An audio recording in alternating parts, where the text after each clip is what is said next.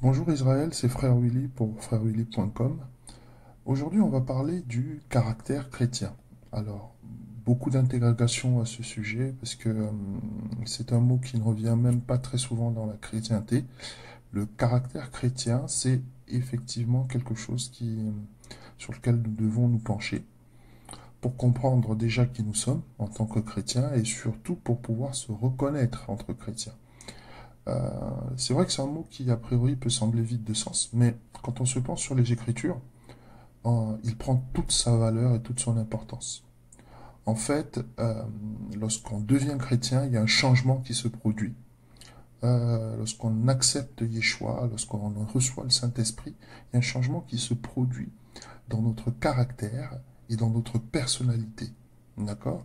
Et ce changement-là est un des révélateurs, en fait, c'est un des marqueurs de notre niveau de foi et aussi de notre attachement à l'Esprit Saint. Alors, l'importance du caractère chrétien, c'est qu'il permet de discerner les esprits. D'abord, premièrement. Euh, Très souvent, en tant que chrétien, même dans la maison de Dieu, on se fait abuser par des personnes qui sont, semble-t-il, chrétiennes, c'est-à-dire qu'elles sont à l'église régulièrement, elles prient régulièrement, leur vie donne une impression de spiritualité, de piété. Euh, Selon, aux apparences, on a vraiment l'impression d'avoir, entre guillemets, quelqu'un de saint. Mais la Bible nous enseigne que voici, je vous envoie comme des brebis, d'accord, parmi, euh, parmi les loups, en fait. Et il y a beaucoup de loups qui sont déguisés en brebis. Il faut bien comprendre. Et souvent, on se fait avoir parce que on se base sur les apparences. La personne semble sérieuse. La personne semble manifester un aspect extérieur de piété. Mais on ne doit pas se laisser abuser par ça. On doit discerner les esprits.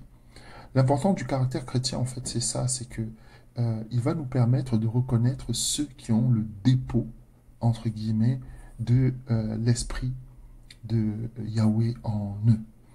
Et c'est très important. Alors, euh, c'est très important aussi pour nous parce que non seulement il nous permet de discerner ceux qui nous entourent, s'ils sont réellement, entre guillemets, des nôtres ou pas, mais il nous permet aussi de savoir où on en est dans notre propre relation avec Dieu. Euh, on a un certain nombre de caractéristiques par rapport aux critères que Dieu utilise pour choisir ses enfants ou des leaders. Euh, Jacques 4,6 nous dit que Dieu résiste aux orgueilleux. Euh, Quelqu'un qui est orgueilleux, c'est quelqu'un qui, visiblement, dont le caractère n'a pas été travaillé par le Saint-Esprit. Et lorsque vous avez de l'orgueil, lorsque vous êtes très très orgueilleux, vous avez du mal à vous laisser humilier, vous avez du mal à vous mettre au service des autres, vous avez du mal à manifester parfois même de la compassion envers les autres, parce que manifester cette compassion implique vous mettre dans une position où, entre guillemets, vous laissez les autres vous atteindre, ou vous insulter, ou vous humilier. Pourtant, nous ne sommes que des serviteurs, nous ne sommes que des vases inutiles, et il faut simplement que nous nous laissions modeler par l'Esprit de Dieu afin d'atteindre la stature que Dieu a prévue pour nous. Euh, Souvenez-vous que Moïse, par exemple, a été choisi, et la Bible nous le dit, simplement parce qu'il était le plus humble. C'est pour ça que Dieu lui a donné tous ses pouvoirs, cette puissance, cette capacité à infliger toutes ses plaies à l'Égypte, parce que Moïse était humble et Dieu savait pertinemment que Moïse ferait toujours ce qu'il lui demanderait de faire, qu'à aucun moment il ne se rebellerait. Et une des raisons pour lesquelles nous ne recevons pas l'onction, souvent, c'est parce que nous ne sommes pas humbles. Nous ne voulons pas nous laisser modeler, nous ne voulons pas nous laisser travailler, nous ne voulons pas nous départir de l'homme euh, euh, de l'homme charnel, du vieil homme, et ça empêche en fait l'Esprit de Dieu de travailler. Une chose est certaine, c'est que Dieu, il va jamais te donner son onction si ton caractère n'est pas changé. Il y a beaucoup de bonnes choses qui t'attendent dans ta vie, des choses merveilleuses que Dieu a prévues pour toi, mais elles sont en retrait ou elles sont bloquées ou tu n'y accèdes pas simplement parce que ton caractère ne te le permet pas. Je te donne un exemple très simple. Euh, à quoi ça servirait de donner, euh, on parle par exemple de millions, à quelqu'un dont le caractère n'est pas travaillé? Euh, Ça pourrait le plonger même dans la dépression. Ça pourrait même l'amener à perdre son salut. Et très souvent, nous ne comprenons pas ces choses et nous nous énervons, nous nous frustrons par rapport à notre vie parce que les choses ne se passent pas comme on le souhaiterait. Mais est-ce que nous sommes réellement prêts pour ce que nous voulons? Parce que notre caractère est prêt pour ce que nous voulons. Je peux vous donner un exemple. Il y a plein de gens qui demandent des choses à Dieu.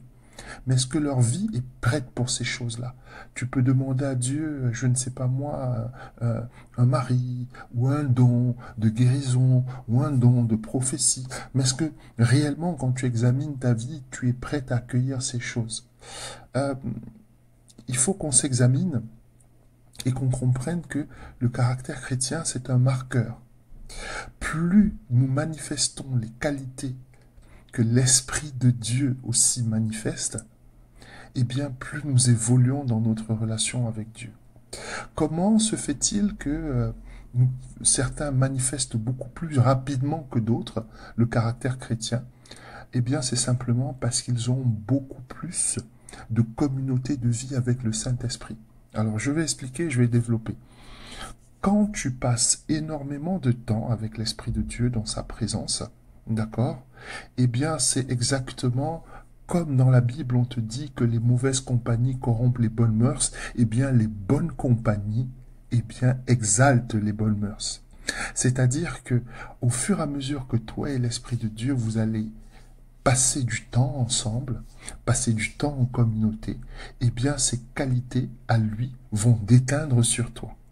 Un peu lorsque vous faites une machine et que vous mélangez du linge de couleur avec du linge blanc. Eh bien, le fait que le linge de couleur soit en contact pendant une période très prolongée avec le linge blanc, eh bien, les couleurs passent d'un côté où il n'y en avait pas à l'autre. C'est exactement ce qui se passe avec le Saint-Esprit, c'est-à-dire que ses qualités, son caractère commence à se manifester au-dedans de toi. Et véritablement, la manifestation du caractère chrétien, eh bien, c'est ça. C'est notre capacité à manifester le caractère de l'Esprit de Dieu. Alors, qu'est-ce que le caractère chrétien réellement? Galates 5, 22, 23 nous donne déjà des explications. Euh, le caractère chrétien, la parole nous dit, mais le fruit de l'esprit, c'est l'amour, la joie, la paix, la patience, la bonté, la bienveillance, la fidélité, la douceur, la tempérance. La loi n'est pas contre ces choses. Vous avez un descriptif assez fidèle du caractère chrétien.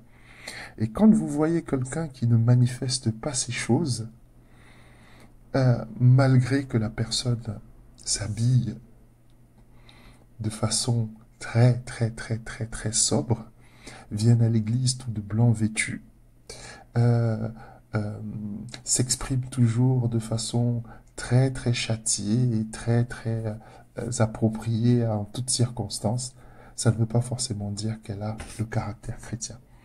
Donc, voilà, je pense que nous avons tous besoin du caractère chrétien. Non seulement pour nous définir nous-mêmes dans notre relation avec Dieu, mais aussi pour pouvoir discerner les esprits. Le discernement est très important parce que notre ennemi, notre adversaire, le Satan, l'opposant, le diable, est rusé. Il use et abuse de stratagèmes chaque fois pour nous tromper. J'ai vu beaucoup de personnes dans la maison de Dieu tomber, s'égarer, simplement parce que, eh bien, elles ont rencontré des gens, peut-être dans le cadre d'un mariage, peut-être dans le cadre d'une affaire, et ces personnes-là en qui elles ont mis une espèce de confiance en se disant j'ai affaire à mon frère, j'ai affaire à ma sœur, eh bien elles se sont fait abuser. Et pourquoi? Simplement parce que ces personnes-là en qui elles ont mis leur confiance, eh bien elles n'ont pas su discerner leur caractère véritable. Le caractère chrétien est là pour nous aider, non seulement pour nous protéger, mais aussi pour nous permettre de grandir. Voilà. euh, je souhaite vraiment que chacun d'entre nous puisse méditer là-dessus. Bien sûr, sur le site frèrewilly.com, bah, je développe un tout petit peu plus là-dessus. Mais si cette vidéo t'a parlé, n'hésite pas à te manifester, à liker, à commenter, hein, et puis surtout à t'abonner, parce que je poste des vidéos toutes les semaines désormais. Voilà. Shalom à tous et à toutes, et à bientôt pour un prochain partage.